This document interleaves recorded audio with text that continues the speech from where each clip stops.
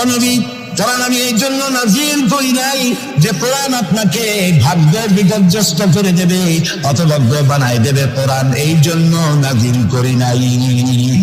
কোরআন নাজিল করেছে এই জন্য কোরআনের ধারক বাহক যারা হবে তারা শাসিত হবে না, গোটা বিশ্বকে তারা শাসন করবে। এই জন্য এসেছিল কোরআন। কারণ কোরআন দিয়ে শাসন করলেই মানুষেরা নিরাপত্তা পাবে। নারীর অধিকার কে দিল? এই কোরআন দিয়েছে। শ্রমিকের অধিকার কে দিল? এই কোরআন দিয়েছে। কৃষক, মজুর, সাদা এবং কালো মানুষের ব্যবধান কে দূর করলো? এই কোরআন করেছে। সুবহানাল্লাহ। এই কোরআনের মধ্যে কি কি আছে? এর মধ্যে রাজনীতি আছে, অর্থনীতি আছে, সমাজনীতি আছে, দর্শন আছে, এর মধ্যে পররাষ্ট্রনীতি আছে, পররাষ্ট্রনীতি আছে। বিজ্ঞান আছে বলে এ কোরআন বিজ্ঞানের বই নয়। ইতিহাস আছে বলে এ কোরআন ইতিহাসের বই নয়। রাজনীতি আছে বলে এটা রাজনীতির কিতাব নয়। অর্থনীতি আছে বলে এটা অর্থনীতির কিতাব নয়। তাহলে প্রশ্ন হবে এটা কি? এটা হচ্ছে মানুষের জীবন পরিচালনার জন্য যত নীতি প্রয়োজন, সমস্ত নীতির মূল নীতি যে কিতাবে লেখা হয়েছে সেই কিতাবের নাম আল কোরআন। প্রিয় ভাই সব, নবী করিম সাল্লাল্লাহু আলাইহি ওয়াসাল্লাম কে আল্লাহ তাআলা এজন্য পাঠান নাই যে তিনি আর তার সাহাবীরা মসজিদে বসে বসে আল্লাহ আল্লাহ করবেন আর রাষ্ট্র চালাবে ফেরাউন আর নমরুদেরা, রাষ্ট্র চালাবে আবু জাহেলের গোষ্ঠীরা, ফাসিক, ফুজ্জার, নামাজ নাই, রোজা নাই, ঘুষখোর, মদখোর। এরা রাষ্ট্র চালাবে। এই জন্য ইসলাম আসে নাই। ইসলাম এসেছে রাষ্ট্র পরিচালনা করার অধিকার কোরআনে। কার? আল্লাহ রাব্বুল আলামিন বলেন, আলা লাহুল খালকু ওয়াল আমর ইনিল হুকমু ইল্লা লিল্লাহ। সৃষ্টি যার, আইন চলবে তার।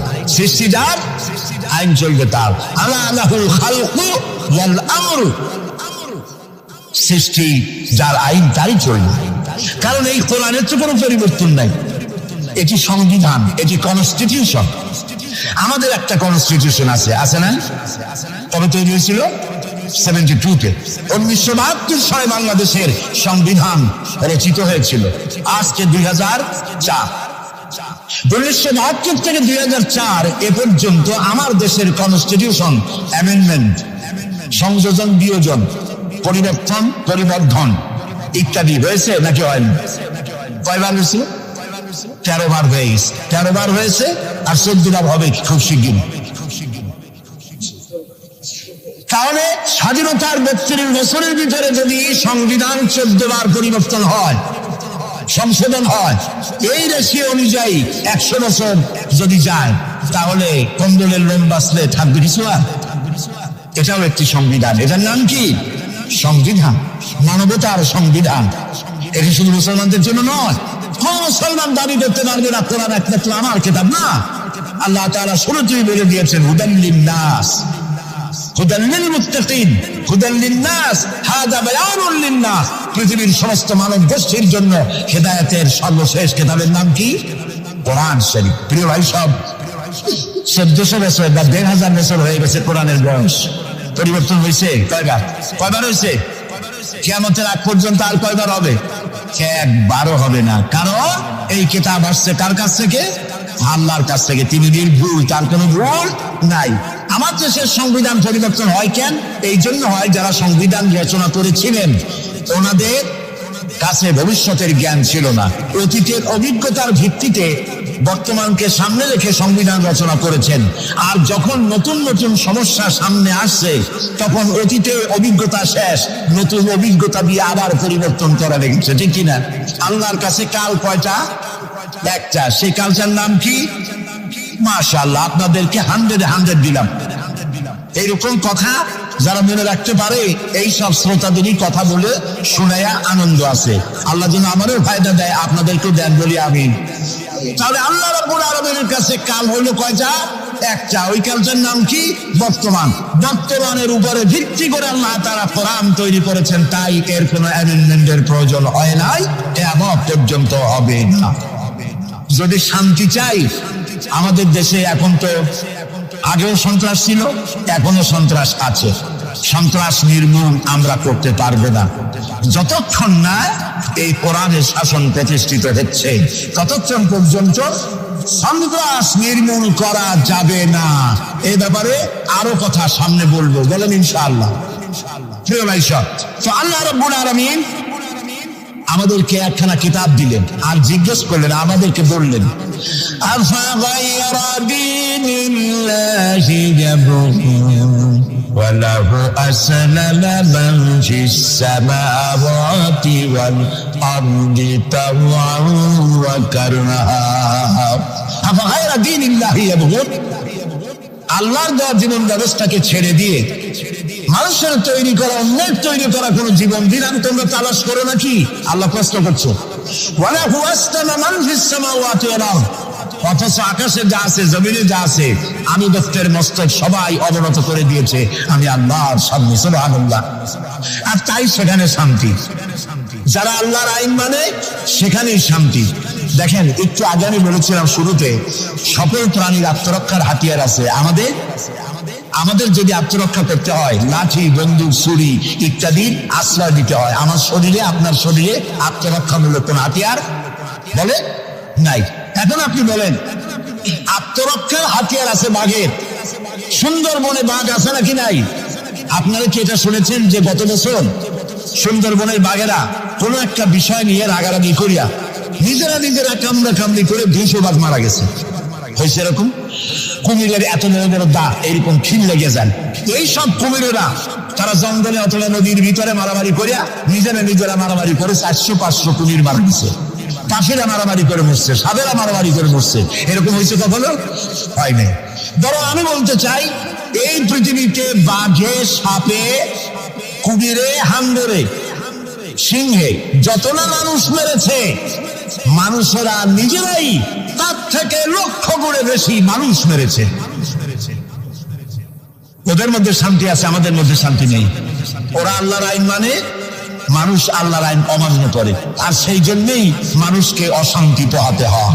এই অশান্তি থেকে বাঁচতে হলে পথ কি?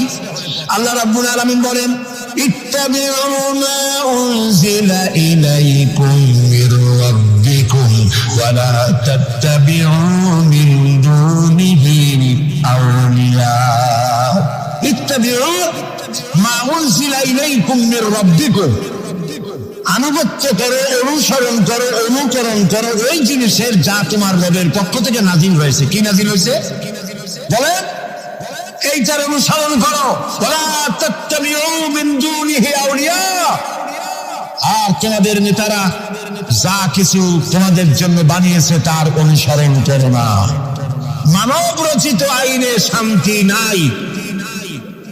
আল্লাহ তাআলা বলছেন, আমার বান্দারা, ইত্তাবিউ মা উনজিলা ইলাইকুম মির রাব্বিকুম, আল্লাহর পক্ষ থেকে যে কিতাব আসছে এইটার অনুসরণ করো, এটার মধ্যে সব আছে। নবী করিম সাল্লাল্লাহু আলাইহি ওয়াসাল্লাম এটাকে দিয়েছিলেন যেভাবে, সেইভাবে করতে হবে। আমরা কি নবীকে সেই মর্যাদা দেই? না, দেইনি। মুহাম্মদ সাল্লাল্লাহু আলাইহি ওয়াসাল্লামকে মনে করেছি অন্যান্যরা যেমন নেতা, মুহাম্মদ সাল্লাল্লাহু আলাইহি ওয়াসাল্লাম এইরকম একজন ধর্মীয় নেতা। কোরআন শরীফকে মনে করেছি বাইবেল যেমন ধর্মগ্রন্থ, কোরআন এরকম একটা ধর্মগ্রন্থ। আমি আপনাদেরকে বলতে চাই, ইসলাম একটি মুকাম্মাল নিজামে হায়াতের নাম। জীবনের সব কথা আল্লাহ তাআলা এখানে বলে দিয়েছেন। এই জন্য গতানুগতিক ভাবে ধর্মীয় পুস্তক নয়। আর মুহাম্মদ সাল্লাল্লাহু আলাইহি ওয়াসাল্লাম গতানুগতিক ভাবে কোন ধর্মীয় নেতা নন। তিনি হচ্ছেন আদর্শ, পৃথিবীর সব মানুষের জন্য আদর্শ নেতা, এক সফল রাষ্ট্রনায়ক আল্লাহ রাসূল সুবহানাল্লাহ। নবী করিম সাল্লাল্লাহু আলাইহি ওয়াসাল্লাম রাষ্ট্র প্রতিষ্ঠা করেছেন, ইসলামের রাষ্ট্র। তার বুনিয়াদ কি? ওয়াতাসিমু বিহাবিলিল্লাহি জামিআন ওয়া লা তাফাররাকু, ঐক্যবদ্ধভাবে আমার রজ্জুকে, আল্লাহর রশিকে মজবুত করে ধারণ করে। কে বলতেছেন? আল্লাহ। নবী করিম সাল্লাল্লাহু আলাইহি ওয়াসাল্লাম যে রাষ্ট্র পরিচালনা করেছিলেন, সেখানে কোনো জাতি, বর্ণ ও আঞ্চলিকতাকে গুরুত্ব দেওয়া হয় নাই। সেখানে গুরুত্ব দেওয়া হয়েছে হাবলুল্লাহ। হাবলুল্লাহ মানে কি বলে? আল্লাহর রশি। বলেন আপনারা, হাবলুল্লাহ মানে কি? আল্লাহর রশি। আল্লাহর রশি কি? এটাকে রশি বলা হইল কেন? বলবো সেটাকে রশি বলা হইল কেন? আমরা ছিলাম বেহেশতে। কোথায় ছিলাম? চলে গেছি কোথায়? ধরুন এটা একটা কুয়া। দুনিয়াটা কি? কুয়া। বেহেশত থেকে পড়ে গেছি কুয়ার মধ্যে। এখন কুয়ায় পতিত মানুষ উঠাবার জন্য সব থেকে ভালো কি? বাঁশ। কুয়ায় পতিত মানুষ উঠাবার জন্য কোন জিনিস সব থেকে ভালো? রশি। আল্লাহ তাআলা কোরআন নামক একটা রশি ফেলাই দিলেন, পড়ে গেছে দুনিয়ায়। আমি চাই তোরা আবার তোদের হারানো বাড়িতে ফিরে আয়। এখন এটা রশি আল্লাহ ফেলাই দিলেন। কুয়ার মানুষ উঠাবার জন্য রশি সব থেকে ভালো, তবে রশির দুইটা শর্ত লাগবে। শর্ত কয়টা? দুইটা। এক নম্বরের শর্ত হলো রশি যেন ফসা পাশের দড়ি না হয়, তাহলে পরে নিচে যারা ছিঁড়ে ধরবে, উপরে যে টান দিয়ে উঠাইতে যাবে, ছিঁড়ে গিয়া প্রতিটা মানুষের দাঁতটা ছিল গুলো ভাঙিয়ে শেষ হয়ে যাবে। তাহলে দড়ি কি হইতে হবে? মজবুত। দুই নম্বর, যিনি ধরে টান দিবেন তার হাত হতে হবে মজবুত, তা না হলে পরে যত মানুষ ছিঁড়ে ধরবে ওই হাত থেকে যদি দড়ি ফসকে যায়, যাও জান ছিল তাও শেষ। উপরে ধরে আছেন কে? রশির অপর প্রান্ত। আল্লাহর রশি কি ফসা বাটের দড়ি? এর থেকে মজবুত দড়ি আর আছে? এ দড়ির অপর প্রান্ত ধরেছেন কে? গোটা পৃথিবীর সব মানুষ একত্রিত হয়ে এই রশি ধরো। আল্লাহ তাআলা বলেছেন অপর প্রান্ত ধরে হারানো বাড়ি জান্নাতে ফিরায় দেবে। নবী করিম সাল্লাল্লাহু আলাইহি ওয়াসাল্লামের এটাই ছিল তার রাষ্ট্র প্রতিষ্ঠার মূলনীতি। কোরআন ধরো, কোরআন বোঝো। এই কোরআন দিয়ে তিনি একটি বিচার ব্যবস্থা চালু করলেন। কোরআন দিয়ে রাসূলুল্লাহ এখন প্রেসিডেন্ট, রাসূলুল্লাহ এখন কি? প্রেসিডেন্ট। দেখেন বিচার কেমন হচ্ছে। আল্লাহ রাব্বুল আলামিন কোরআনের আয়াত দিয়ে বিচার ব্যবস্থা কন্ট্রোল করে দিলেন। বিচারে কারো পক্ষপাতিত্ব করা যাবে না। ওয়াইযা হাকামতুম বাইনান নাসি আন তাহকুমু বিল আদল। আল্লাহ তাআলা বলেন তোমরা যখন লোকদের মাঝে বিচার করবে, সুষ্ঠু বিচার করবে, ভালো ফয়সালা করবে, সুবিচার করবে। আর বিজাতীয়দের ব্যাপারে, অমুসলিমদের ব্যাপারে বিচার করতে গিয়ে তাদের উপরে জুলুম করবে না। ওয়ালা ইয়াজরিমান্নাকুম শানাআনু কওমিন আলা আন তা'দিলু। বিচার করতে গিয়ে হিন্দু, খ্রিস্টান, বৌদ্ধ, মুসলমান না, এই চিন্তা করে অমুসলিমদের উপরে বিচার করবে না। বিচার করতে হবে, সে বিচার যদি মুসলমানদের গায়ে লাগে তাও লাগুক, বিচার হতে হবে সুবিচার। প্রিয় ভাই সব, এই বিচারের ভিতরে জেনাকারের শাস্তি আছে। জেনাকারের শাস্তি কি হবে? শাস্তি কি হবে? আল্লাহ তাআলা বলে দিলেন আস-সারিকু ওয়াস-সারিকাতু ফাকতাউ আইদিয়াহুমা। সে পুরুষ হোক আর নারী হোক, উভয়ের হাত কেটে দাও। এই আইনটা কার? বলে আল্লাহ তাআলার আইন। এই আইনকে কিছু কিছু লোক বলে এইটা নাকি বর্বর আইন, বলেন নাউযুবিল্লাহ। আল্লাহর আইনকে যদি কেউ বর্বর আইন বলে তার ঈমান থাকে? আর ঈমান তো নাই, থাকবে কি? আল্লাহ বলছেন হাত কেটে দাও। এখন যারা এটার বিরুদ্ধে তারা বলে কি জানেন? ওদের তো বলা হয় বুদ্ধিজীবী। কি জীবী? বুদ্ধিজীবী। আর বুদ্ধির ছেলায় যত বুদ্ধিজীবী আছে বাংলাদেশে দেখবেন মাথায় কারো চুল নাই। বুদ্ধির জ্বালায় চুল চুল সব শেষ। চতুর্দিকে কিছু আছে স্টেডিয়ামের মতো, চতুর্দিকে দর্শক মাস্টারে খান। এরা বলে কি? এরা বলে চোরের হাত কাটা আইন বর্বর আইন। হাত কাটলে ও তো গরিব মানুষ, চুরি করছে, হাতটা কাটলে ওর ছেলে মেয়ে না খাই মরবে, সবাই হবে ভিক্ষু। এটা আইন হলো? ওই বেচারা জানে না চোরের হাত কাটা আইন রাসূলুল্লাহর মক্কি জিন্দেগিতে নাজিল হয় নাই। এই আইন নাজিল হয়েছে রাসূলুল্লাহ যখন মদিনায় প্রেসিডেন্ট। খাওয়া, পড়া, শিক্ষা, চিকিৎসা, বাসস্থানের গ্যারান্টি দেওয়া হয়ে গেছে। কারো খাবারের অভাব নাই, পড়ার অভাব নাই। এই সময় আয়াত নাজিল হলো। এখন কেউ যদি চুরি করে তাহলে বোঝা যাবে এটা তার পেশা অথবা নেশা। পেটের জ্বালায় তো চুরি করেনি। কাজে এখন যদি কেউ চুরি করে হাত কেটে দাও। হযরত ওমর রাদিয়াল্লাহু তাআলা আনহু বলেছেন তার জামানায় একবার দুর্ভিক্ষ হয়েছিল মদিনায়। তিনি বলেছিলেন এখন যদি কোন চোর ধরা পড়ে এই অবস্থায় যে পেটের জ্বালায় চুরি করছে, এটা যদি প্রমাণিত হয় তাহলে হাত কাটা আইন চালু করবা না। তার মানে ইসলাম আগে দেয় পেটে, তারপরে দেয় পিঠে। এই জন্য ইসলামের সরকার তার কাজই হলো জাতির উপরে, দেশবাসীর উপরে ইনসাফ করা, তাদের প্রয়োজন মিটিয়ে দেওয়া। এটা হচ্ছে তাদের দায়িত্ব। সেই দায়িত্ব করে ইসলাম। এবার দেখেন নরহত্যার শাস্তি। এই যে সমানে খুন হইতেছে বিভিন্ন জায়গায়, শাস্তি হয় না, সেই জন্য খুন বাড়তে থাকে। বিচারের কিছু মাইল পেস আছে, সেই মাইল পেসে চোরগুলা, ডাকাতগুলা, সন্ত্রাসীগুলো পার পাইয়া যায়। পুলিশেরা জীবন প্রাণান্ত করে এক একটা আসামি ধরে, প্রাণান্ত করে আসামি ধরে, তারপরে হাইকোর্ট থেকে জামিন পাওয়া যায়। যারে ধরলো জামিন পেয়ে গেল।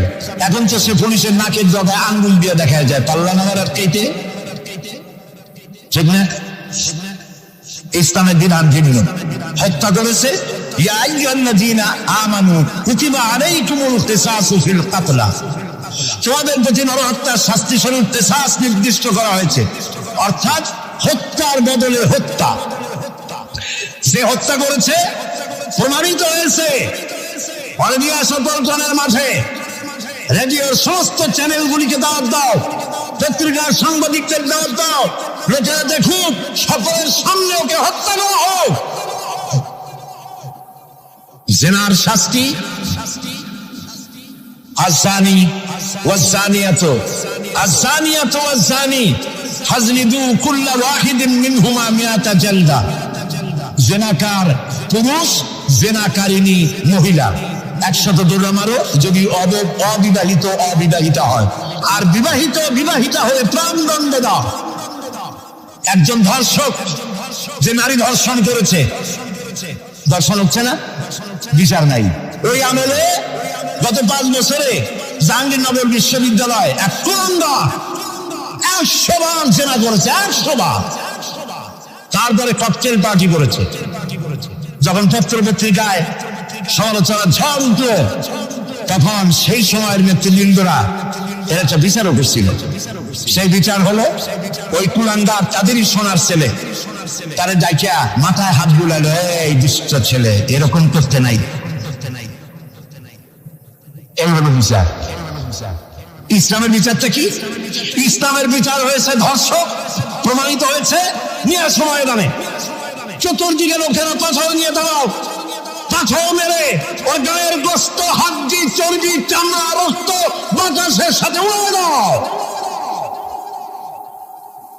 এই দৃশ্য যারা দেখবে উপস্থিত থেকে, রেডিও এবং টেলিভিশনের মাধ্যমে যারা দেখবে, চিন্তা করেন এরপরে যদি ধর্ষণ এই নামটা যদি মাথায় আসে, 15 জগ পানি খাওয়া লাগবে ধর্ষণ, ঠিক কিনা বলে?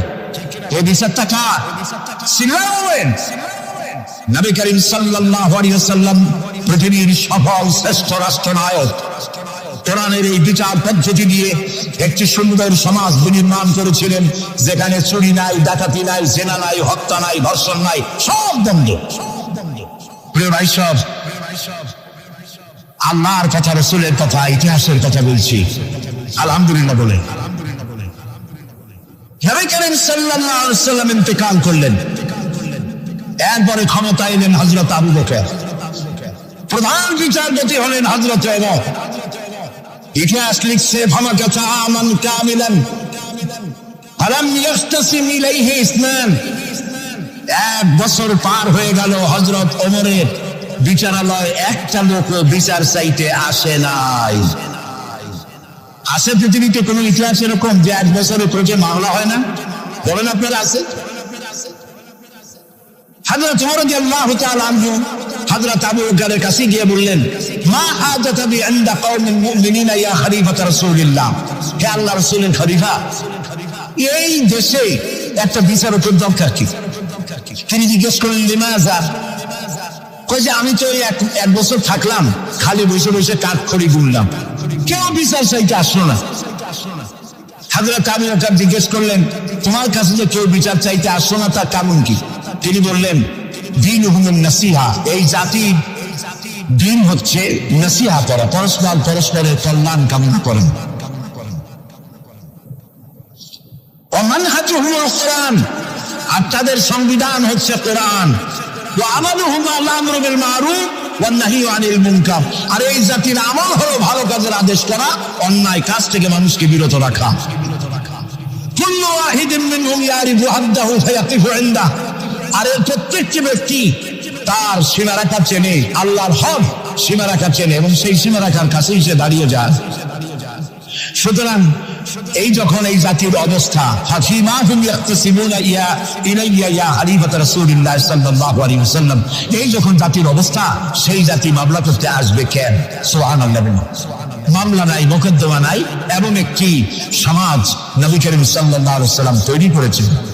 এবং এই সমাজে মানুষকে উপার্জনের জন্য তাগিদ দাও, চুপ করে বসে থাকতে পারবে না, কাজ করে খাও। কি করে খাও বলেন? কি করে খাও? কাজ করে খাও। হাত যে এইভাবে করে নেয়, এই হাতের কোনো দাম নাই। এভাবে করে যিনি দেয়, সেই হাতের দাম বেশি। সুবহানাল্লাহ। আল্লাহ রাব্বুল আলামিন বলেন, ফাইদা কুদিয়াতিস সালাতু ফান্তাশিরু ফিল আরদি ওয়াবতাগু মিন ফাদলিল্লাহ। নামাজ যখন পড়া হয়ে গেল, ছড়িয়ে পড়ো আমার ময়দানে, ক্ষেত খামারে, অফিসে, আদালতে, রুজি কামাই করো, বসে থেকো না। রাসূলুল্লাহ বলেছেন, ইদা সাল্লাইতুমুল ফাজরা ফালা তানুমু আন তালবি আরযাকুকুম। ফজরের নামাজ যখন পড়া হয়, বসে থেকো না, ফালা তানুমু, ঘুমায়ো না, আন তালবি আরযাকুকুম, রুজি কামানোর জন্য মাঠে ময়দানে নেমে যাও। হযরত ওমর রাদিয়াল্লাহু তাআলা আনহু মসজিদে নববীতে ফজরের নামাজ পড়ে দেখলেন এক গ্রুপ লোক সেখানে বসা। জোহরের সময় দেখলেন সেই লোকগুলি বসা, আসরও দেখলেন, মাগরিবেও দেখলেন, এশাও দেখলেন। প্রশ্ন করলেন, তোমরা যে এখানে বসা, তোমরা কারা? গতকাল ফজর থেকে আজকে এশা পর্যন্ত দেখতেছি, তোমরা কারা? তারা বললো যে আমরা এখানে আল্লাহর জিকির আজকার করি, দূর থেকে আসছি। খাও কি? যে কিছু লোকেরা আমাদেরকে রান্না বান্না করে খাও, আমরা আল্লাহর জিকির করি তো এই জন্য রান্না বান্না করে আমাদের খাওয়াই যায়। আল্লাহ তোমার বলছেন, তোমাদের মতো অলসগুলোরে যে খাওয়ায়, তোমাদের থেকে ওই লোকগুলির মর্যাদা আল্লাহর কাছে অনেক বেশি। তবে মনে রাখো, আগামীকাল ফজরের পরে যদি এই জায়গায় তোমাদেরকে বসে থাকতে দেখি, ব্যাট মেরে মসজিদের অভাব থেকে বের করুন। ইসলাম কাজের প্রতি উৎসাহিত করেছে এবং ধনাঢ্য লোককে দায়িত্ব দিয়েছে, অফি আমওয়ালিহিম হাক্কুল লিসাইলি ওয়াল মাহরুম, ধনীদের উচিত গরিবদের অধিকার আদায় করে দেওয়া। তাই লা ইয়াকুনা দুলাতুম বাইনাল আগনিয়াই মিনকুম, যাতে করে তোমাদের সম্পদগুলি গুটিগত পুরুষের ভিতরে যেন পঞ্জীবিত হয়ে না থাকে। নবী করিম সাল্লাল্লাহু আলাইহি ওয়াসাল্লাম তার রাষ্ট্র ব্যবস্থার মধ্যে একটি ব্যাংক তৈরি করেছিল। ব্যাংকের নাম ছিল বাইতুল মাল। বরুণ ব্যাংকের নাম কি ছিল? বাইতুল মাল। এই বাইতুল মাল ইনগ্রাল সেশন, ওপেনিং সেশন, এই বাইতুল মাল ব্যাংকে রাসূলুল্লাহ উদ্বোধন করলেন। উদ্বোধন করার সময় তিনি বললেন, মান তারাকা দায়নান আও দিয়ান ফালাইয়া, আমার রাষ্ট্রের ভেতরে কোন মানুষ যদি ঋণগ্রস্ত হয়ে মারা যায় আর তার ঋণ পরিশোধের কোন সুযোগ যদি না থাকে তার ছেলে মেয়ের কাছে, তার বউয়ের কাছে, তাহলে তারা সবাই সমস্ত ইতিম বাচ্চা পরিবারের লোকগুলি আর ঋণ পরিশোধের দায়িত্ব আমি মুহাম্মদ সাল্লাল্লাহু আলাইহি ওয়াসাল্লাম আমার কাঁধে উঠাইয়া নিলাম। এটি ছিল সোশ্যাল ওয়েলফেয়ার স্টেট, একটি কল্যাণ রাষ্ট্র। এই পৃথিবীতে কল্যাণ রাষ্ট্রের কনসেপশন সর্বপ্রথম যিনি দিয়েছেন, আধুনিক রাষ্ট্র প্রতিষ্ঠান রূপকার বিশ্বনবী মুহাম্মদ রাসূলুল্লাহ সাল্লাল্লাহু আলাইহি ওয়াসাল্লাম। তাই রাষ্ট্র ছিল সুখী, সমৃদ্ধ, চুরি নাই, ডাকাতি নাই, মাস্টারি নাই, চাঁদাবাজি নাই। এই দৃশ্য যখন কাফেরেরা দেখলো, তখন কাফেরেরা মনে করল যে আমরা তো খামখাই রাসূলের সাথে বিরোধিতা করেছি, উনি তো আমাদের শত্রু না। তখন অবস্থাটা কি হলো? আল্লাহ রাব্বুল আলামিন এই পরিস্থিতিতে সূরা নাসর নাযিল করলেন। মদিনার শেষ জীবনের ইযা জাআ নাসরুল্লাহি ওয়াল ফাতহু, জানেন না এই সূরাটা? পড়েন, ইযা জাআ নাসরুল্লাহি ওয়াল ফাতহু ورأيت الناس يدخلون في دين الله أفواجا فسبح بحمد ربك واستغفر إنه كان توابا ইদা জা নাসরুল্লাহি ওয়াল ফাতহ, আল্লাহর পক্ষ থেকে যখন মদদ আসবে, বিজয় আসবে, তখন দেখতে পাবে দলে দলে লোক ইসলামে প্রবেশ করতেছে। সুবহানাল্লাহ। মদিনার জীবনের শেষ দিকে আরব ভূখণ্ডে একটা কিতাবেরও ছিল না, সবাই বলেছে লা ইলাহা ইল্লাল্লাহু মুহাম্মাদুর রাসূলুল্লাহ। সুবহানাল্লাহ। প্রিয় ভাই সব, এই ছিল ইসলামী রাষ্ট্রের রূপরেখা। রাসূলুল্লাহ বলেছেন আমি তো চলে যাব, চিরকাল থাকবেন। তারাক্তু ফীকুম আমরাইন লান তাদিল্লু মা তামাসসাকতুম বিহিমা কিতাবুল্লাহ ওয়া সুন্নাতুর রাসূল। আমি চলে যাব, দুটো জিনিস তোমাদের জন্য রেখে গেলাম। বলেন কয়টা জিনিস? একটা হলো আল্লাহর কিতাব, আর একটা কি? সুন্নাতে রাসূল। এই দুইটা জিনিস রেখে গেলাম। মারি দাঁত দিয়ে কামড়ে ধরো, তাহলে পৃথিবীতে তোমরা বিচ্ছিন্ন হবে না, ধ্বংস হবে না। সুবহানাল্লাহ। প্রিয় ভাই সব, নবী করিম সাল্লাল্লাহু আলাইহি ওয়াসাল্লাম দুটো জিনিস রেখে গেলেন। কয়টা রাখেন বলেন? দুইটা। চেন চলে কয়টা লাইন দিয়া? বলেন দুইটা লাইন। দুইটা লাইনের উপরে ট্রেন চলে। ট্রেন কি? কতগুলি কম্পার্টমেন্ট, এর মধ্যে মানুষ বসে, মাল সামান নিয়ে মানুষ বসলো। চাকার দূরত্ব আর লাইনের দূরত্ব যদি সমান থাকে, তাহলে কমলাপুর থেকে ছাড়বে, চিটাগং চলে যাবেন আরামসে, সেন বুঝে ঘুমাইতে ঘুমাইতে। ঠিক কিনা? বুঝলেন কথা? কিন্তু মাঝখানে যদি চাকাগুলো একটু সেরায় যায়, হাত বেশি হয়ে যায়, অথবা লাইন যদি একটু দেখা হয়ে যায়, তাহলে ট্রেন কি চলবে? কি হবে? অ্যাক্সিডেন্ট হলে যাত্রীরা কি হবে? মারা যাবে, মালপত্র সব শেষ হয়ে যাবে। ঠিক না? সুতরাং এটা যেমন বুঝলেন, আমরা ছিলাম বেহেশতে, আসলাম দুনিয়া। আল্লাহ রাব্বুল আলামিন এই দুনিয়াবাসীদেরকে জান্নাতে নিতে চান। সুবহানাল্লাহ বলেন। এই জন্য দুইটা লাইন করে দিয়েছেন। দুইটা লাইন রাসূলুল্লাহ পেতে দিয়ে গেলেন।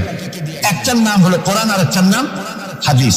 আর আপনার আমার দেহ, এই দেহগুলিকে ধরেন কম্পার্টমেন্ট, বগি, ট্রেনের বগি। এই বগি, এই ট্রেন, এই দেহ নামক বগিকে চালাবার জন্য কতগুলি চাকা দরকার। সেই চাকা হলো অর্থনীতির চাকা, রাজনীতির চাকা, সমাজনীতির চাকা, স্বরাষ্ট্রনীতির চাকা, পররাষ্ট্রনীতির চাকা। এই সব চাকাগুলি কোরআন হাদিস নামক দুইটা লাইনের উপরে যদি ছেড়ে দেন, কোরআন হাদিস অনুযায়ী যদি চালান, দেহ নামক গাড়ি দুনিয়া থেকে ছাড়বে, লাস্ট ডেস্টিনেশন আল্লাহ জান্নাতে চলে যাবে। আর যদি দেহ নামক এই গাড়িকে চালাতে গিয়া রাজনৈতিক চাকা যদি দৌড় দেয় ইংল্যান্ডের দিকে, সংস্কৃতির চাকা যদি দৌড় দেয় ভারতের দিকে, গণতন্ত্রের চাকা যদি দৌড় দেয় আমেরিকার দিকে, তাহলে দেহ নামক গাড়ির কি হবে? অ্যাক্সিডেন্ট অবধারিত। কথাটা কিন্তু কঠিন না সহজ। সুতরাং আসুন, কোরআনের আল্লাহ রাসূলের বলা ওই কোরআন আর ওই হাদিস, এই দুইটা নিয়ে আমাদের জীবনকে পরিচালিত করতে চেষ্টা করি। এবং এই চেষ্টা ফলবতী হতে পারে পার্লামেন্টে।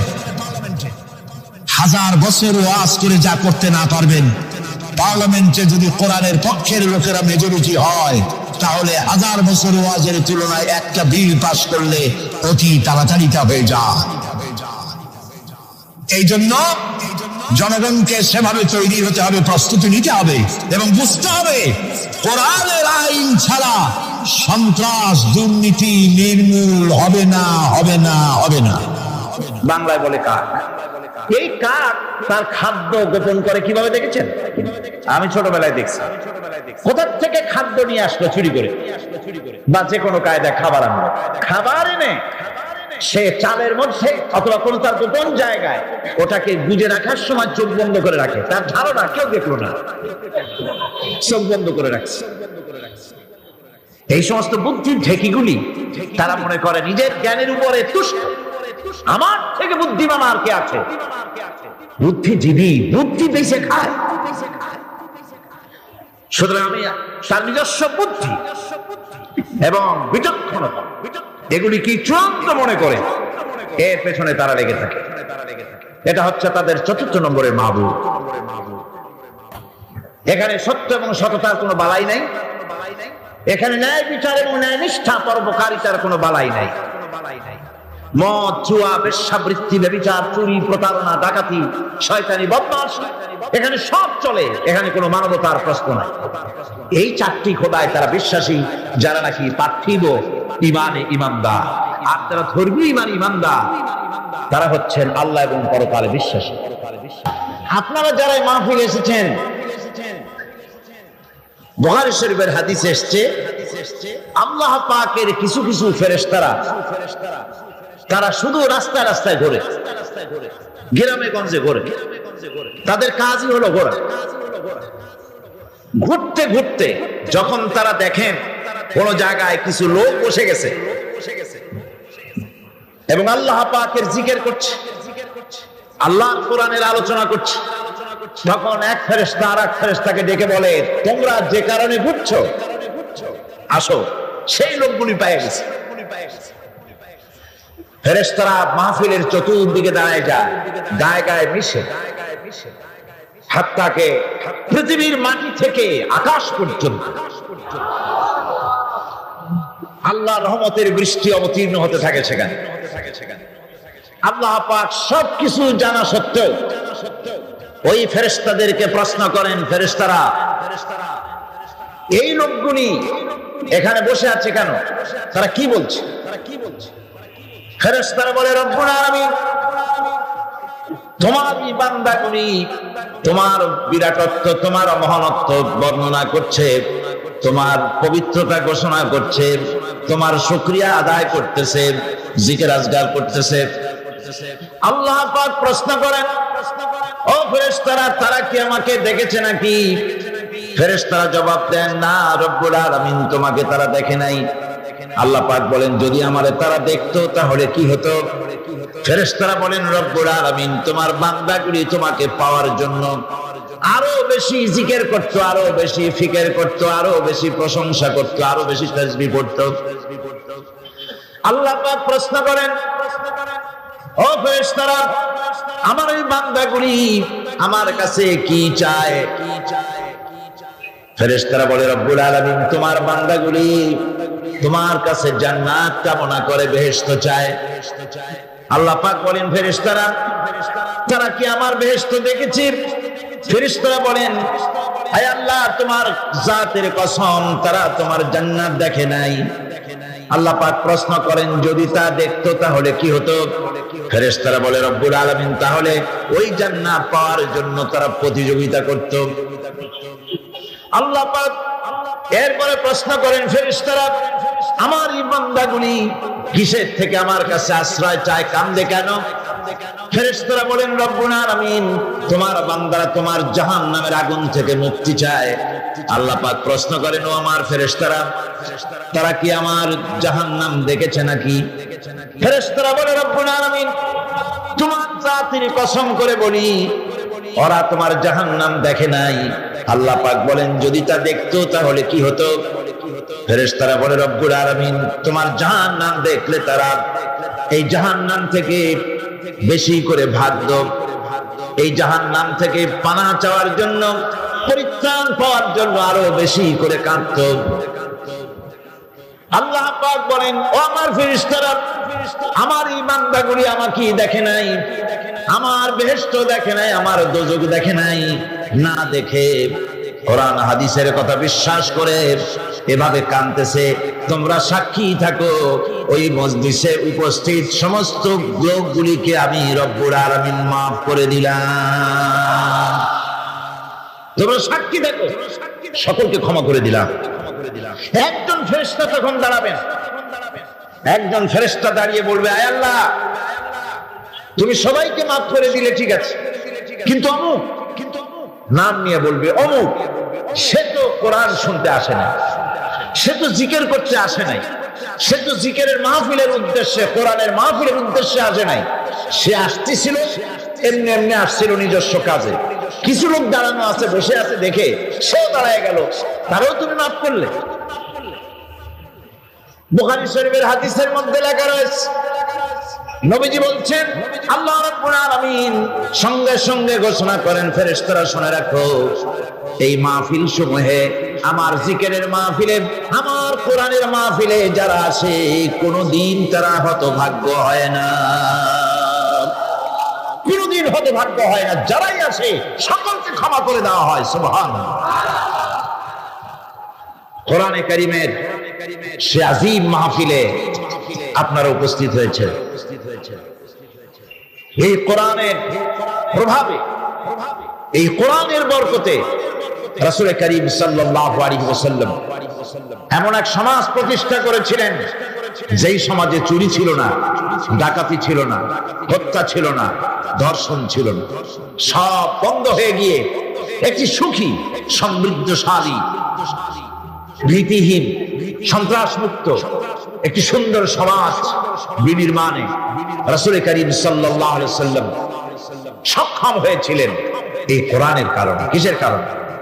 সকলে বলেন কিসের কারণে? এই কোরআনের বিধানের কারণে এটা সম্ভব হয়েছিল। মানুষ দরজা খুলে ঘুমাবার সুযোগ পেয়েছিল। আজ কি দেশে ঘরের দরজা খুলে ঘুমাবার সুযোগ আছে? না। আপনার মেয়েটি স্কুল কলেজগামী, স্কুলে গিয়েছে, কলেজে গিয়েছে, মেয়েটা তার সতীত্ব নিয়ে, তার ইজ্জত নিয়ে, তার আব্রু নিয়ে ঘরে ফিরে আসতে পারবে কিনা এ ব্যাপারে মা বাবা উদাস থাকে না শঙ্কিত থাকে? শঙ্কিত থাকে।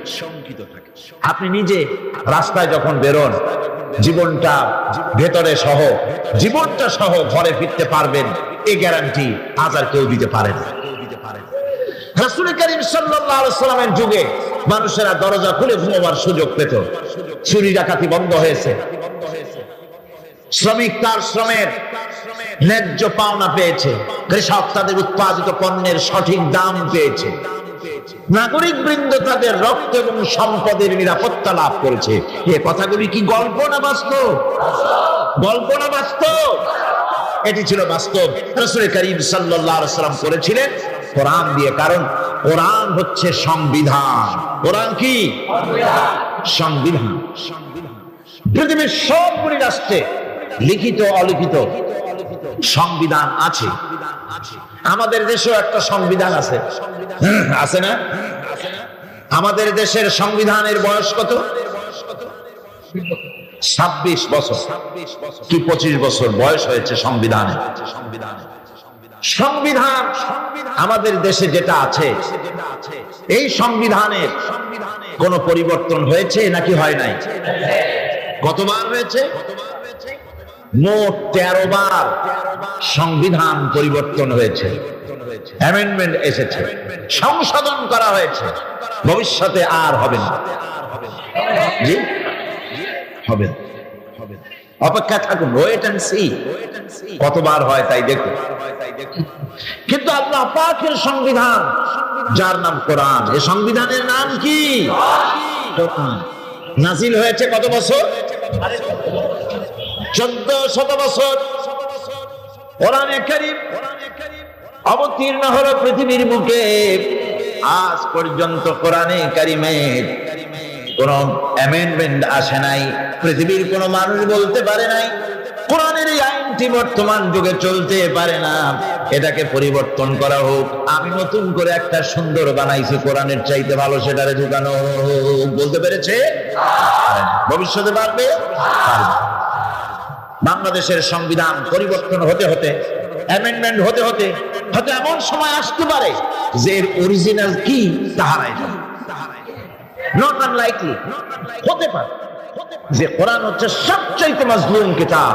আপনি বলেন, আপনি বলুন যে কারো অসুখ হলো, ডাক্তার প্রেসক্রিপশন দিল, রোগী সেই প্রেসক্রিপশন বোতলের মধ্যে ভিজায় যদি খায়, রোগী যদি সেই প্রেসক্রিপশন মাদুলির মধ্যে ঢুকায়া গলায় ঝুলায় রাখে, এমন রোগী সম্পর্কে আপনার ফতোয়া কি হবে? কি বলবেন? বলবেন পাগলের মাথা খারাপ হয়েছে। তা না হলে প্রেসক্রিপশন বোতলে ভিজায় খায় মানুষে করছে।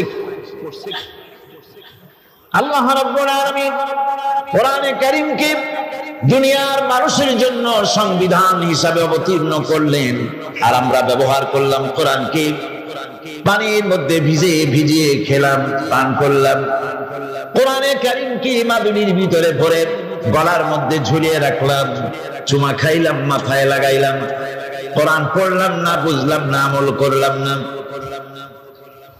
এই কোরআন আল্লাহ রাব্বুল আলামিন তামাম পৃথিবীর মানুষের জন্য অবতীর্ণ করেছেন। হিন্দু, খ্রিস্টান, বৌদ্ধ, নাসারা কেউ বাদ নাই। পৃথিবীর যারা মানুষ তাদের সকলের জন্য হচ্ছে আল কোরআন।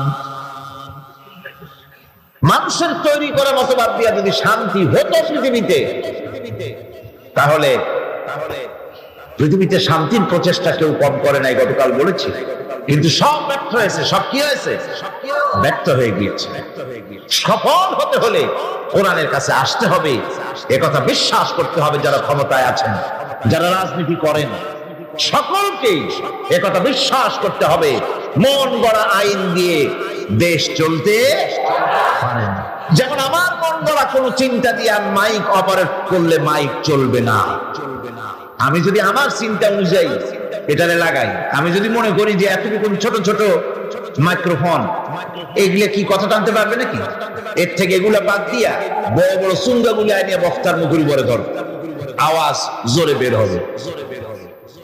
এরকম করলে হবে নাকি? উল্টা বক্তাটারে মারিয়ে ফেলবেন, তার বাঁচারও পথ থাকবে না। টেলিভিশন যদি খারাপ হয়, গাড়ি যদি খারাপ হয়, ওর এক্সপার্ট আছে, তার কাছে যেতে হবে। সে ভালো করার পদ্ধতি তার জানা আছে, ভালো করে দেবে। পৃথিবী তৈরি করেছেন আল্লাহ, মানব পুরী সৃষ্টি করেছেন আল্লাহ। চলবে কিভাবে? এইটা কোথাকার কোন কসিবুদ্ধি সলিমুদ্ধি, কেটা প্রেসিডেন্ট হইলো, কেটা প্রধানমন্ত্রী হইলো, কেটা কি হইলো আর না হইলো, আর তারা বললো এইভাবে চালাও, সেইভাবে চালাও। মানুষের মরণ ছাড়া বাঁচার কোনো পথ থাকবে না। দেশকে পরিচালিত করতে হলে শান্তিপূর্ণ উপায় যদি দেশ চালাতে কেউ চায়, তাহলে কোরআনের বিকল্প, রাসূলের বিধানের, আল্লাহর বিধানের বিকল্প বিশ্ববাসীর কাছে কিছুই নাই। আপনারা যদি আমাকে বলেন যে ইউরোপ আমেরিকায় অবস্থাটা কি, সেখানে তো কোরআনের আইন নেই, তাহলে সেই দেশ চলে কেমনে, সে দেশ চলে কেমনে? সে প্রশ্নটা আপনারা অবশ্যই আমাকে করার হক রাখেন। ব্রিটেন আমেরিকা কিভাবে চলে? সেখানে তো কোরআনের আইন চলে না। হ্যাঁ, আপনার প্রশ্ন সঠিক, কিন্তু জেনে রাখুন, আমি যদি পাল্টা প্রশ্ন করি, আপনারা বলেন তো পৃথিবীতে সবচাইতে পাগল কোথায় বেশি? আপনারা জবাবে বলবেন আমেরিকা। পৃথিবীতে সবচাইতে মেন্টাল হসপিটাল বেশি কোথায়? আমেরিকায়। মানুষ জন্মের মতো পাগল হইতেছে। এই পাগল হয় কেন? এই পাগল হচ্ছে এই কারণে শান্তি নাই। কি নাই? শান্তি নাই। শান্তির পায়রাগুলো আজ সরাহত। শান্তি তো কতগুলি পায়রার নাম নয়, অথবা কতগুলি বেলুনের নাম নয়। এগুলি কোন নেতা বা নেত্রী কতগুলি পায়রা ধরে বাতাসে উড়ায় দিল আর শান্তির বন্যায় জনগণ ভেসে গেল, এমনটি তো নয়। এই শান্তি আজ আমেরিকার মতো সমৃদ্ধ দেশ জনগণকে শান্তি দিতে পারে নাই।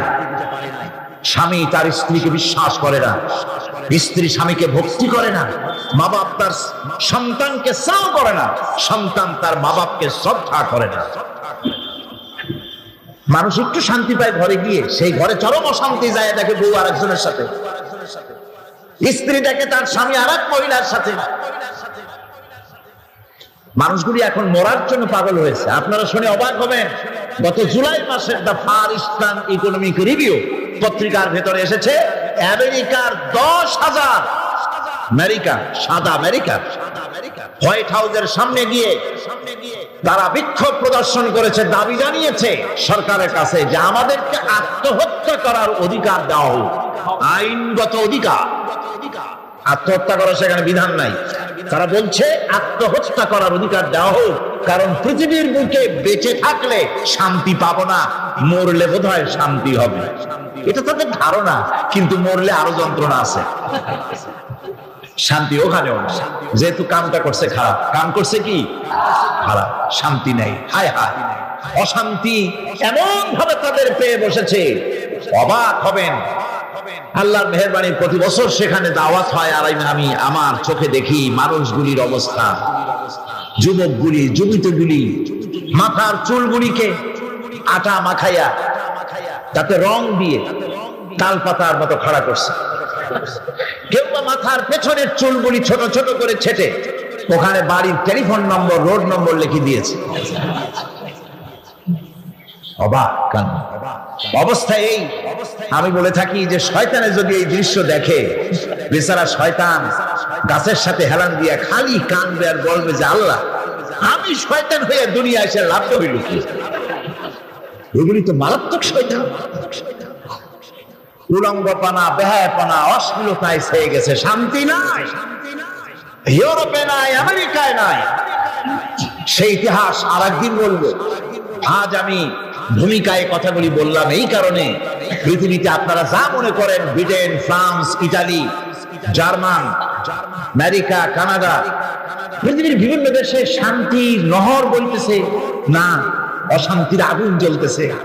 আমার দেশের তালপাতার কুড়ে ঘরে যে শান্তিটা আছে, সে দেশের আকাশ চুম্বী বিরাট ধর্মমালার ভেতরে, বিরাট বিল্ডিং এর ভিতরে সেই শান্তি নাই। কারণ হচ্ছে মানুষ সৃষ্টি করেছেন আল্লাহ, তার আইন বাদ দিয়ে অন্য কোন পথে চললে শান্তি আসবে। আসুন আমাদের সফলতার ব্যর্থতার আমরা হিসাব নিকেশ করি। গতকাল আমরা এই হিসাব নিকেশ শুরু করছিলাম। আমরা কি সফলতার দিকে এগোচ্ছি না ব্যর্থতার দিকে? আমরা কি লাভের দিকে না ক্ষতির দিকে? কোথায় দাঁড়িয়ে আছি সেটা আমাদেরকে হিসেব করে দেখতে হবে। একজনের পানি, একটা খালের পানি সেচতে ছিল মাছ ধরার জন্য। খালটা উত্তর এবং দক্ষিণ দিকে প্রবাহিত। উত্তর দিকের পানি বালতি ভরে ভরে দক্ষিণ দিকে ফেলতেছিল মাছ ধরার আশায়। সন্ধে নাগাদ পানি ছেচে তারপর পেছনের দিকে তাকিয়ে দেখে সর্বনাশ, সামনেও যত পানি, পেছনেও তত পানি। আচ্ছা, এই কষ্ট করলো অথচ পিছনের পানি কমলো না, এর কারণটা কি আপনারা বের করতে পারেন? কি বাদ দেয় নাই, বাদ দেয় নাই, মাঝখানে বাদ দেয় নাই বলে সারাদিনের পরিশ্রম পণ্ডশ্রমে পরিণত হয়েছে, ঠিক কিনা? সুতরাং আমরা আমাদের জীবনে যদি আদর্শিক বাদ না দেই, ঈমানকে পুখতা করার, আমল করার বাদ সৃষ্টি যদি না করি, তাফসীরের মাহফিলে আনাকুম জানাকুম, জানাকুম আনাকুম, এভাবেই চলবে, পণ্ডশ্রম হবে। আমরা বলে যাব, আপনারা শুনে যাবেন, ফায়দা হবে না। ফায়দা হওয়ার জন্য, কল্যাণ হওয়ার জন্য কোরআনে কারীমের বক্তব্যগুলি শুনতে হবে। আমাদের ব্যর্থতা কোথায়, সফলতা কোথায়, লাভ কোথায়, ক্ষতি কোথায়, সে কথা আল্লাহ আমাকে শোনাচ্ছেন। ওয়াল আসরি ইন্নাল ইনসানা লাফি খুসর। এই সূরাটা আপনারা জানেন কিনা? এইরকম একেবারে পড়তেছেন, মুখ বুঝে আছে। কোরআনে কারীমের প্রত্যেকটি অক্ষরে অক্ষরে 10-10 করে নাকি আমল নামে আল্লাহ পাক লিখে দিবেন। والعصر إن الإنسان لفي خسر إلا الذين آمنوا وعملوا الصالحات وتواصوا بالحق وتواصوا بالصبر صدق الله العظيم। আল্লাহ পাক ঘোষণা করেছেন, আল্লাহ কসম করেছেন, গতকালে কথাগুলি আমি বলেছি, গোটা বিশ্বের সমগ্র মানব গোষ্ঠীর জীবন কি ক্ষতিগ্রস্ত, মনে নাই? জীবন কি ক্ষতিগ্রস্ত, এই জীবন সফল হতে পারে, এই ব্যর্থতার ইতিহাস গতকাল শুনেছি। আজকে বলবো সফলতার কথা। এই ব্যর্থতা থেকে, ক্ষতি থেকে যদি বাঁচতে চাই কিনা?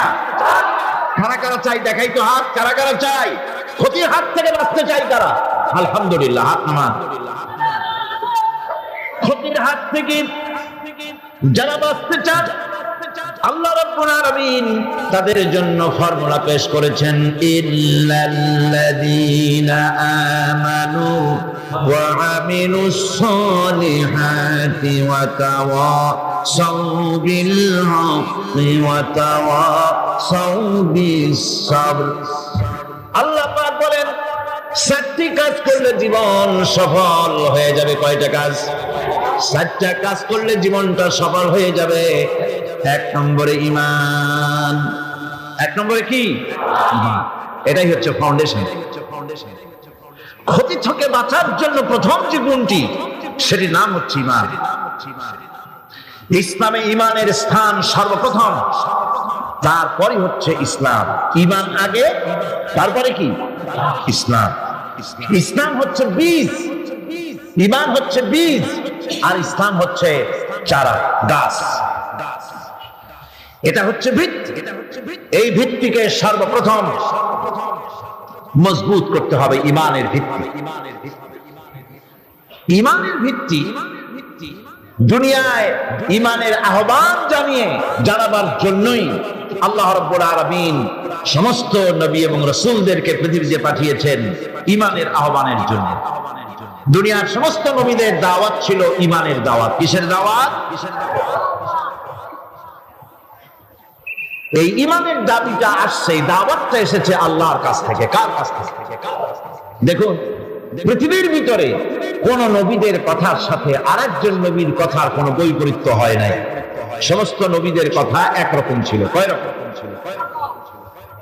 একজন নবীর সঙ্গে তার বক্তব্যের সাথে আরেকজন নবীর বক্তব্যের কোনো গুণগত মৌলিক কোনো পার্থক্য ঘটে নাই, অসঙ্গতি হয় নাই। কারণ নবীরা, আম্বিয়া আলাইহিমুস সালাম, নিজেরা বানিয়ে কথা রচনা করে তারা মানুষের সামনে পেশ করে নাই। সমস্ত নবীদের কাছে যত দাওয়াত এসেছে একটা অফিস থেকে এসেছে। সে অফিসটা হচ্ছে কার? আল্লাহ রাব্বুল আলামিনের। তাই দুনিয়ার সমস্ত পয়গম্বরদের দাওয়াত ছিল না ইলাহা ইল্লাল্লাহ, লা ইলাহা ইল্লাল্লাহ, লা ইলাহা, লা ইলাহা ইল্লাল্লাহ মুহাম্মাদুর রাসূলুল্লাহ। এটাই ছিল সমস্ত নবীদের দাওয়াত। কোরআনে কারীম তার ধারক এবং বাহক সম্পর্কে বলে যে তিনি যে দাওয়াত দিয়েছেন সে দাওয়াতটা হলো ইমানের দাওয়াত। আমাদের নবী তিনি এসে যে দাওয়াত দিয়েছেন সে দাওয়াতটা কিসের? কোরআনে কারীম বলছে, ربنا إننا سمعنا مناديا ينادي للإيمان। হে আমাদের রব, নিশ্চয়ই আমরা এমন একজন আহ্বায়কের আহ্বান শুনেছি যিনি আমাদেরকে ইমানের দাওয়াত দিয়েছেন। এমন কোন পয়গম্বর নাই দুনিয়ায় যিনি ইমানের দাওয়াত দেন নাই। সকলেই ইমানের দাওয়াত মানুষের সামনে, বিশ্ববাসীর সামনে পেশ করেছেন। কোরআনে হাকিম স্পষ্ট একটা সীমারেখা দুনিয়ার মানুষের সামনে পেশ করে পৃথিবীর মানুষগুলিকে দুটি শ্রেণীতে বিভক্ত করে দিয়েছে। একটি হচ্ছে ঈমান পোষণকারী, আরেকটি হচ্ছে অবিশ্বাসী। একটা ঈমান পোষণকারী আর একটা অবিশ্বাসী। ঈমান পোষণকারীরা সত্যশ্রয়ী, তারা হচ্ছে জ্ঞান এবং নূরের সম্পদে সমৃদ্ধ। আর তৃতীয় দলটি হচ্ছে কাফের, জালিম, মূর্খ। তারা হেদায়েতের রাস্তা তাদের জন্য অবরুদ্ধ। কোরআনে কারীম এই দুইটি দল সম্পর্কে উল্লেখ করতেছেন, মাসালুল ফারিকাইনি কাল আ'মা ওয়াল আসাম্মি ওয়াল বাসীরি ওয়াস সামিঈ হাল ইয়াস্তাবিয়ানি মাসালান আফালা। কোরআন শরীফ বলছে, هل يستويان مثلا أفلا تذكرون। দুইটি শ্রেণীতে আল্লাহ পাক ভাগ করে দিয়েছেন। একটা শ্রেণী হচ্ছে অন্ধ, বোবা, বধির। আরেকটি যারা শুনতে পায়, চোখে দেখতে পায়। এই দুটি কখনো এক নয়, সমান নয়। এই দুটির রাস্তা আলাদা। কাফেরের রাস্তা আর ইমানদারদের রাস্তা সম্পূর্ণ ভিন্ন। আল্লাহ রাব্বুল আলামিন ঈমান এবং কুফরের পার্থক্য বলে দেওয়ার জন্য গোটা মানব জাতির মধ্যে স্পষ্ট করে বলেছেন, লা ইকরাহা ফিদ-দীন ক্বাদ তাবায়্যানার রুশদু মিনাল গাই।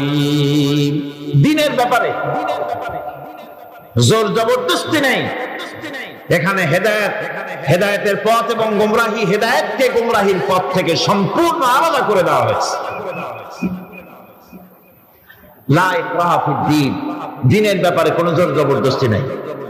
যারা ধর্মনিরপেক্ষবাদী তারা এই আয়াতটাকে নিজেদের মতবাদকে প্রতিষ্ঠার লক্ষ্যে অনেক সময় কাজে লাগায়। দুটি আয়াতকে তারা বেশি ব্যবহার করে, একটা হচ্ছে লাকুম দীনুকুম ওয়ালিয়া দীন, আর একটা হচ্ছে লা ইকরাহা ফিদ্দীন। এই দুইটি আয়াতকে ধর্মনিরপেক্ষবাদীরা ব্যবহার করে। এই দুটির কোনটি তাদের আদর্শকে বোঝাবার লক্ষ্যে ব্যবহারের কোনো সুযোগ নাই। লা ইকরাহা ফিদ্দীন, ধর্মের ব্যাপারে কোনো বাড়াবাড়ি নাই, জোর জবরদস্তি নাই। এ কথা বলা হয়েছে এই কারণে যে কোন বিধর্মীকে, অমুসলিমকে ভয় দেখিয়ে, লোভ দেখিয়ে অথবা কোন ক্রমে কোন প্রকার চাপ সৃষ্টি করে তাকে মুসলমান বানানো যাবে না। এমনকি সূরা তওবার মধ্যে এসেছে, যুদ্ধ চলাকালীন সময়, জিহাদ চলাকালীন সময় কোন অমুসলিম যদি ইসলাম জানার জন্য তোমাদের তাঁবুতে আসে, তাহলে তুমি তাকে ইসলাম বুঝাও। ইসলাম শোনার পরে যদি মেনে নেয় ভালো কথা, আর যদি না মানে তাকে তার তাঁবু পর্যন্ত ফিরে যেতে চাও, ফিরে যেতে দাও, মাঝপথে তাকে আক্রমণ করা যাবে না। ধর্মের ব্যাপারে কোনো বাড়াবাড়ি নাই। লা ইকরাহা ফিদ্দীন, এর দ্বারা ধর্মনিরপেক্ষতার কোনো কথা বোঝানো হয়নি। আর লাকুম দীনুকুম ওয়ালিয়া দীন, এটা ছিল কাফেরদের সেই বক্তব্যের প্রেক্ষিতে যেখানে কাফেররা বলেছিল মুহাম্মদ সাল্লাল্লাহু আলাইহি ওয়াসাল্লাম, আসুন আমরা এক কাজ করি, সেটা হলো ধর্ম নিয়ে আমাদের মধ্যে যে বাকবিতণ্ডা হচ্ছে, আমরা ধর্মকে 50-50 ভাগ করে নিই। কিছুদিন আমরা গিয়া আপনার আল্লাহরে সেজদা দেই, আর কিছুদিন আপনারা আমাদের মূর্তিগুলিকে প্রণাম করুন। এই প্রস্তাব যখন রাখলাম, আল্লাহ রাব্বুল আলামিন সূরা কাফিরুন অবতীর্ণ করে দিলেন, কুল ইয়া আইয়ুহাল কাফিরুন লা আ'বুদু মা তা'বুদুন। হে কাফেরেরা, হে অবিশ্বাসীরা, নবী আপনি বলুন, হে অবিশ্বাসীরা, তোমরা যার ইবাদত করো আমরা তার ইবাদত করি না, আবার আমরা যার ইবাদত করি তোমরাও তার ইবাদত করো না। সুতরাং লাকুম দীনুকুম ওয়ালিয়া দীন, সুতরাং তোমাদের দিন তোমাদের জন্য, আমাদের দিন আমাদের জন্য। এখানে নিরপেক্ষতার কথা বলা হয় না, এখানে পক্ষের কথা বলা হয়েছে। কিসের পক্ষ? ধর্মের পক্ষ। কিসের পক্ষ? হিন্দু, খ্রিস্টান, বৌদ্ধ, তোমরা তোমাদের ধর্মের পক্ষে থাকো। মুসলমান, তোমরা তোমাদের ধর্মের পক্ষে থাকো। ধর্মের ব্যাপারে নিরপেক্ষ হওয়ার কোন সুযোগ নাই। আছে নাকি সুযোগ? আমি পার্লামেন্টে বলেছি এই কথা,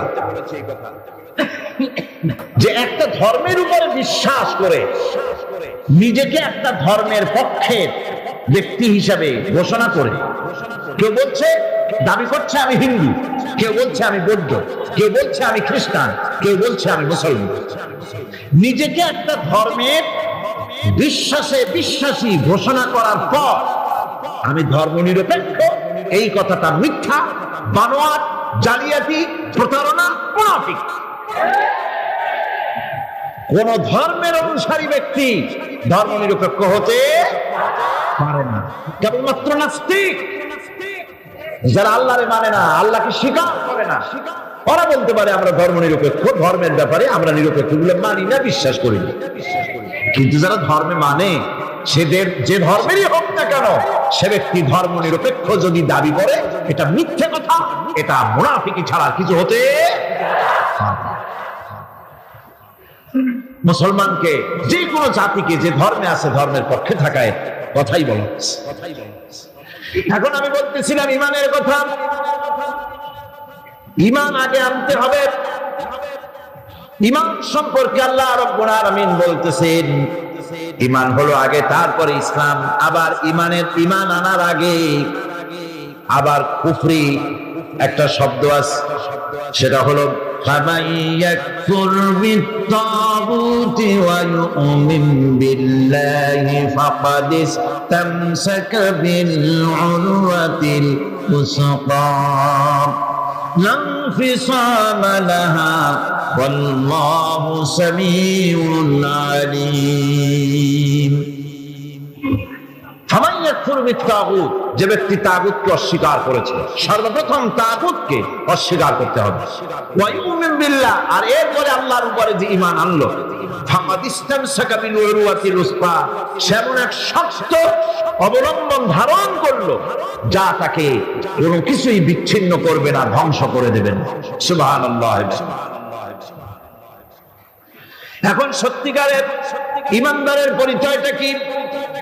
কোরআনে কারীম সত্যিকারের ঈমানদারের পরিচয় এভাবে পেশ করতেছে, ইন্নামাল মুমিনুনা আল্লাযীনা আমানু বিল্লাহি ওয়া রাসূলিহি সুম্মা লাম ইয়ারতাবু ওয়াজাহিদু বিআমওয়ালিহিম ওয়া আনফুসিহিম ফি সাবিলিল্লাহ উলাইকা হুমুস সাদিকুন। ঈমানের দাবিতে সত্যবাদী কারা? ইন্নামাল মুমিনুনা আল্লাযীনা আমানু বিল্লাহি ওয়া রাসূলিহি, সত্যিকারের মুমিন তো তারা যারা নাকি ঈমান এনেছে আল্লাহর উপর এবং রাসূলের উপরে। এই ঈমান আনার পর সুম্মা লাম ইয়ারতাবু, এরপরে কোন সন্দেহে সে নিগঠিত হয় নাই, কোন সন্দেহ তার মনের মধ্যে জায়গা পায় নাই, আর সে আল্লাহর রাস্তায় জিহাদ করেছে মাল দিয়ে, জান দিয়ে। উলাইকা হুমুস সাদিকুন, এরাই হলো ঈমানের দাবিতে সত্যবাদী। সুম্মা লাম ইয়ারতাবু, অথবা এক বিন্দু সন্দেহ মনের মধ্যে জায়গা দেয় নাই, অর্থাৎ ঈমান আনছি কার উপরে? আল্লাহর উপরে। কার উপরে? আর তার রাসূলের উপরে। আল্লাহ এবং রাসূলের উপরে ঈমান আনার পর যারা আল্লাহ এবং রাসূলের